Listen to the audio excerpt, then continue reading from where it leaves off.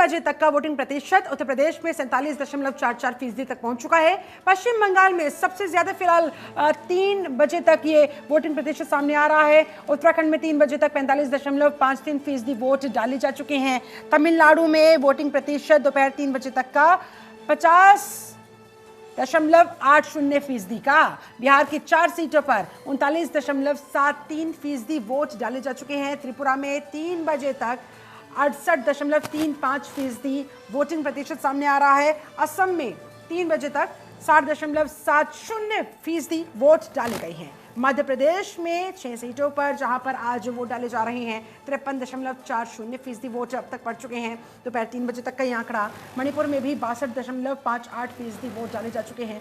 मेघालय में 61.95% वोटिंग के आंकड़े फिलहाल सामने आ रहे हैं। महाराष्ट्र में 44.12%, महाराष्ट्र की 5 सीटों पर आज वोट डाले जा रहे हैं। राजस्थान की 12 सीटों पर वोट डाले जा रहे हैं। 41.51% वोट यहां पर पड़ चुके हैं दोपहर 3 बजे तक। और मिजोरम का ये वोटिंग प्रतिशत का आंकड़ा 48.93% का। सबसे पहले मैं इसमें रिएक्शन चाहूंगी आशुतोष शर्मा जी आपसे। ये वोटिंग प्रतिशत फिलहाल किस तरफ इशारा करते हुए? देखिए, वोटिंग प्रतिशत अब इस समय आखिर के 3 घंटे में बड़ी तेजी से बढ़ेगा। काफी लोग अप्रॉक्सीमेटली 4 बजने वाले हैं जी, जो काफ़ी लोग अभी तक रुके थे गर्मी की वजह से या महिलाएं घर के कार्य में रुकी हुई थी, वो अब तेज़ी से वोट डालने के लिए आएंगी। और मैं समझता हूँ शाम तक जो वोटिंग प्रतिशत है, जिन राज्यों में 60% पार हो चुका है, उनका 75% तक हो जाएगा। और महाराष्ट्र अभी बहुत पीछे चल रहा है, 40% के करीब 43-44 है। उसमें 60%, 55 से 60% वोटिंग पहुंच जाएगी। उत्तर प्रदेश में पीछे नजर आ रहे हैं 47.44%। उत्तर प्रदेश में वोटिंग का रुझान अभी लोग कम निकले हैं, लेकिन धीरे धीरे लोग निकलना शुरू करेंगे। ये 1.5-2 घंटा जो आगे का बड़ा क्रूशियल रहेगा। इसमें 12 से 15%, 20% के करीब वोट डालने की उम्मीद है। लेकिन पश्चिम बंगाल में सबसे ज्यादा विश्वेंद्र कुमार जी? हाँ, पश्चिम बंगाल में त्रिपुरा से भी ज्यादा है। त्रिपुरा देखो 53% से है। त्रिपुरा सबसे अच्छा था। और त्रिपुरा दूसरी अगर मैं बात करूं, नॉर्थ ईस्ट के दूसरी जो लोकसभा सीट है, विधानसभा सीट है, वहाँ और भी ज़्यादा है। मतलब सॉरी, इससे ज़्यादा नहीं है, पर दूसरे क्षेत्रों के मुकाबले ज़्यादा है।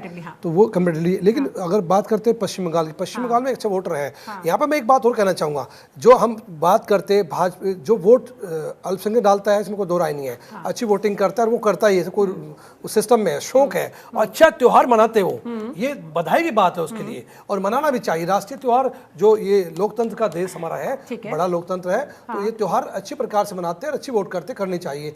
ऐसा ही बंगाल में देखने को मिल रहा। लेकिन ये जो बंगाल में मैं दरअसल यही समझना चाह रही हूँ कि पिछली ये जो 3 सीटों पर आज वोट डाले जा रहे हैं, कूच बिहार, अलीपुरद्वार और जलपाईगुड़ी, 2019 में तीनों सीटें बीजेपी के खाते में गई थी। ऐसे में यहाँ पर बम्पर वोटिंग इस बार होना, ये किस तरफ इशारा करते हुए? बीजेपी के खिलाफ या फेवर? नहीं, फेवर में इसलिए जाता है जहां आप, मैं एक उदाहरण दूंगा, कई सीटों पर आप उठा ले। जब मैं पश्चिम उत्तर प्रदेश की बात करते हैं, जब 63% सहारनपुर की सीट लेता हूं, तो 63% हुआ, तो उस समय राघव लखनपाल उस समय हार गए थे। अच्छा, उससे जब सॉरी भाजपा कैंडिडेट हार गए थे।